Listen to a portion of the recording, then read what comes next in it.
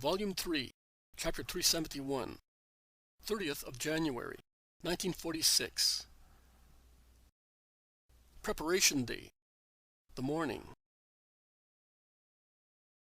Men are lying asleep everywhere in Lazarus's palace, which has been changed into a dormitory for one night. I do not see any women. They have perhaps been taken to the rooms upstairs. The clear daybreak whitens the city slowly. It invades the courtyards of the palace, rousing the first timid chirping of birds in the branches of the shady trees, and the early cooing of doves resting in the cavity of the cornice. But the men do not wake up. Tired and full of food and excitement as they are sleeping and dreaming. Jesus goes into the hall and then into the main courtyard. He washes himself at a fountain of clear water gurgling in its center, in a square of myrtle, at the foot of which there are little lilies, similar to the so-called French lilies of the valley. He tidies himself, and without making any noise, he goes to the staircase leading to the rooms upstairs and to the roof terrace. He goes up there to pray and meditate. He walks slowly to and fro, and the doves are the only ones to see him. Stretching their necks and cooing, they seem to be asking one another, "Who is that?" He then leans against the little wall and remains still, engrossed in thought. Finally, he raises his eyes, probably because his attention is drawn by the sudden appearance of the sun, rising behind the hills concealing Bethany and the Jordan Valley, and he contemplates the view before him. Lazarus's palace is on one of the many ground elevations that make the streets in Jerusalem, particularly the less beautiful ones, so undulated.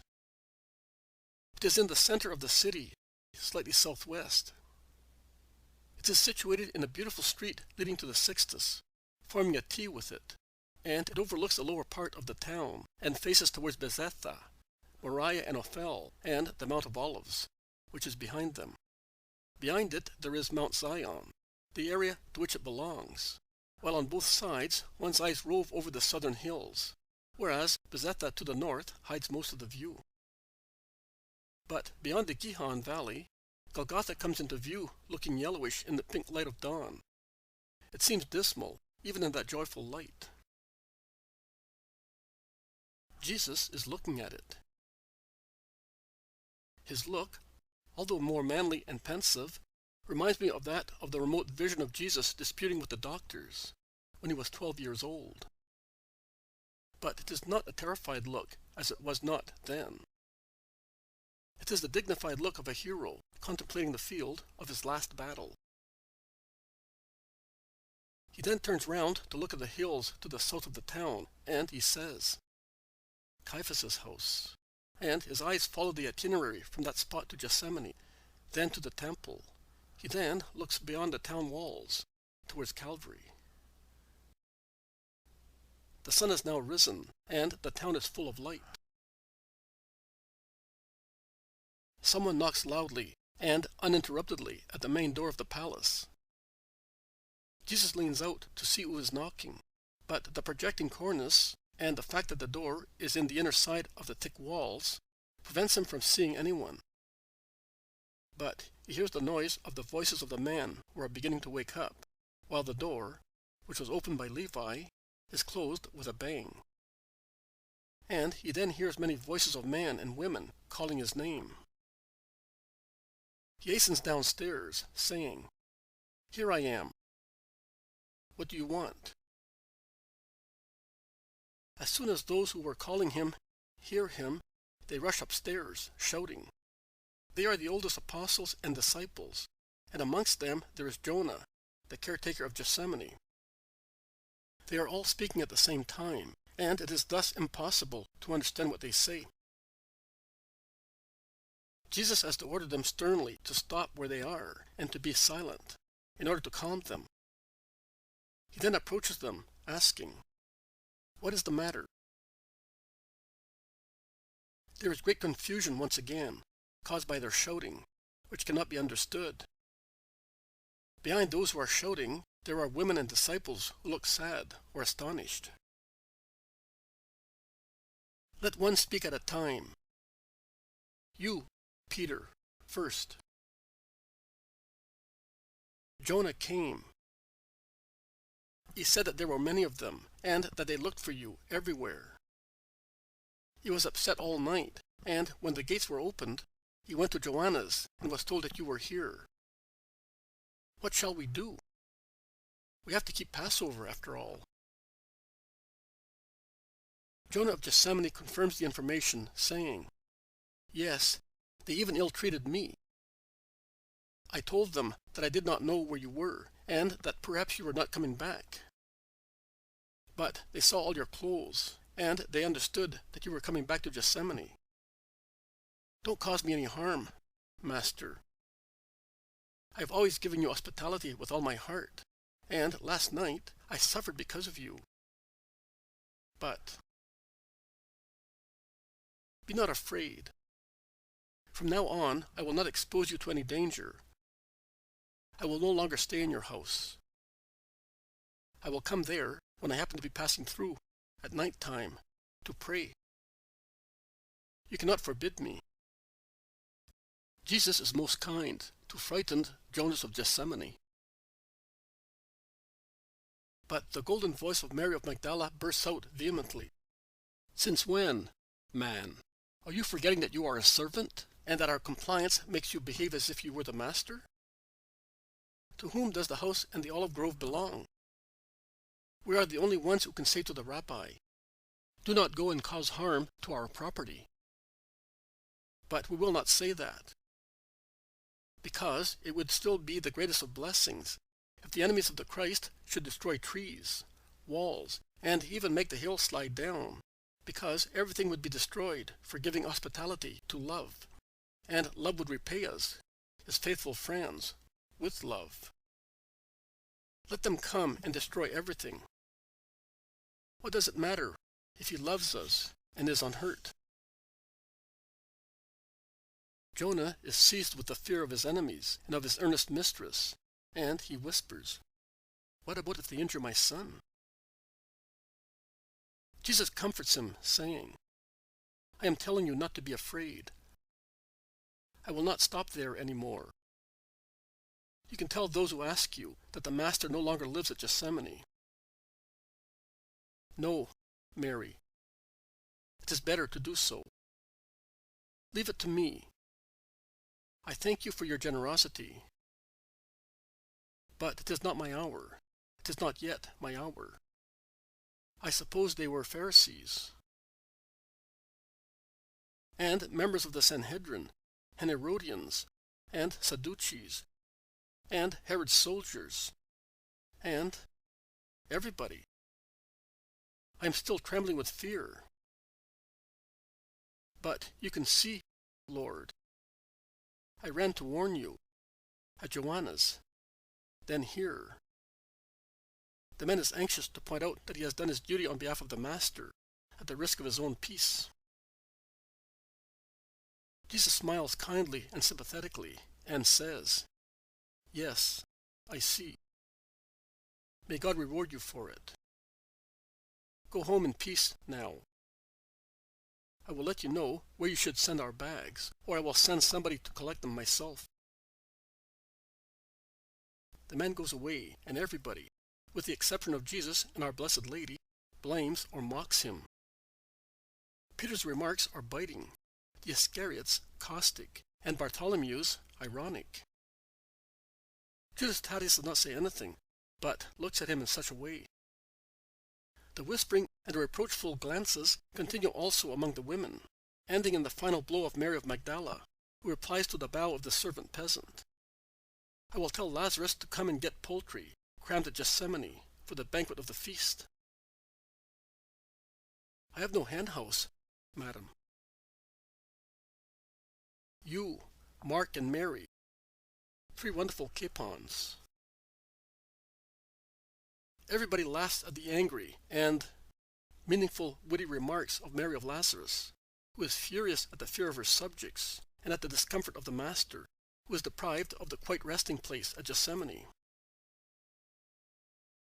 Do not be upset, Mary. Peace. Not everybody has a heart like yours.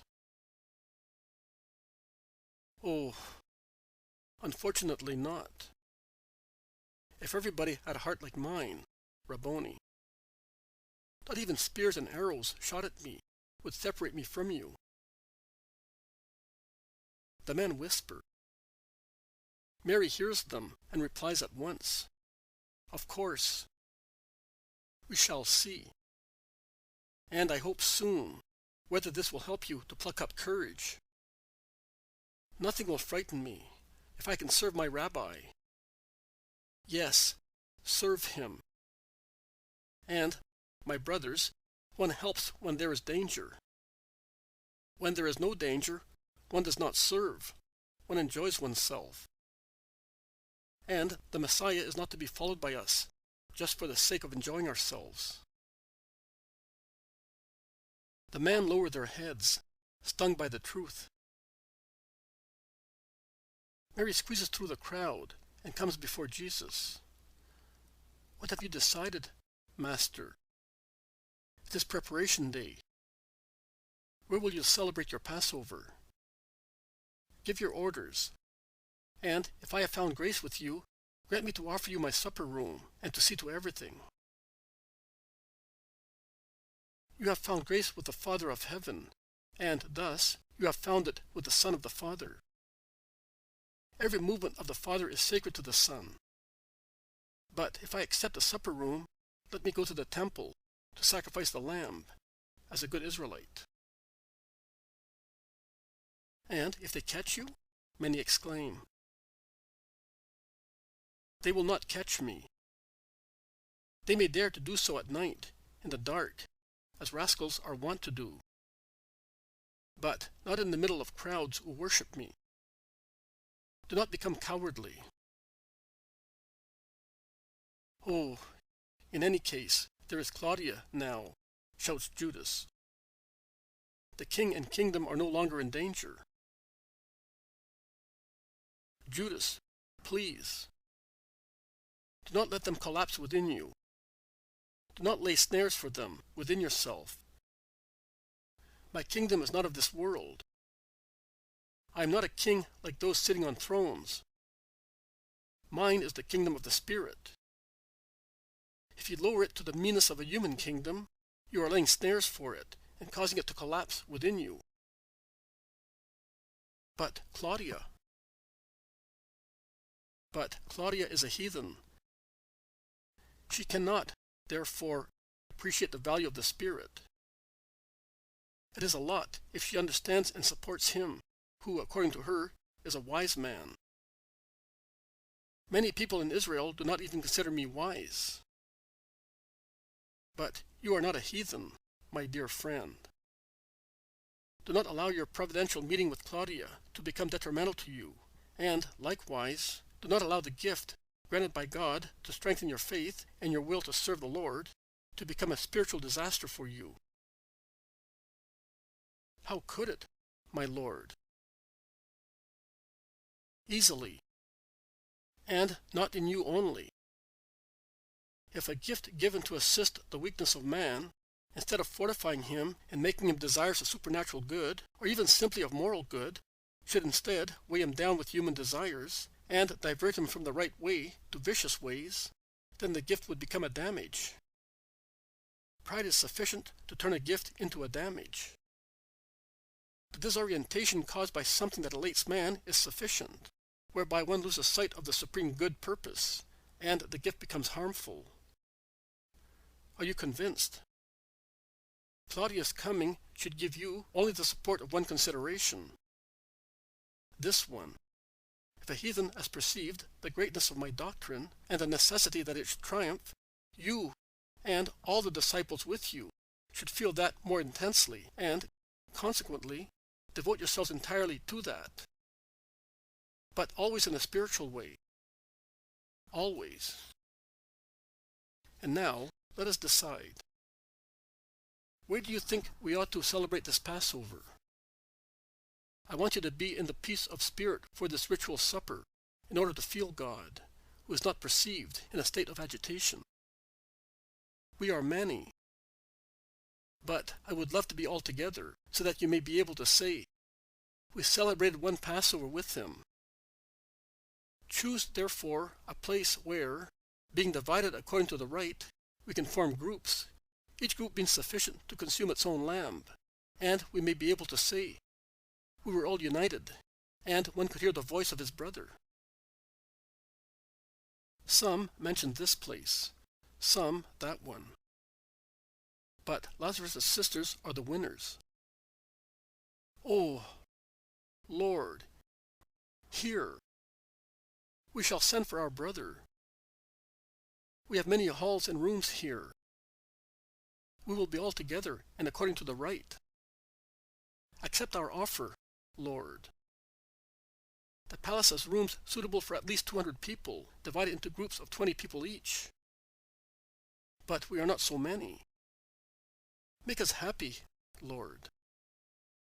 Do it for our Lazarus, who is so sad and so ill. And the two sisters conclude, weeping, we do not think that he will live to eat another Passover. What do you think? Do you think we should agree with the good sisters?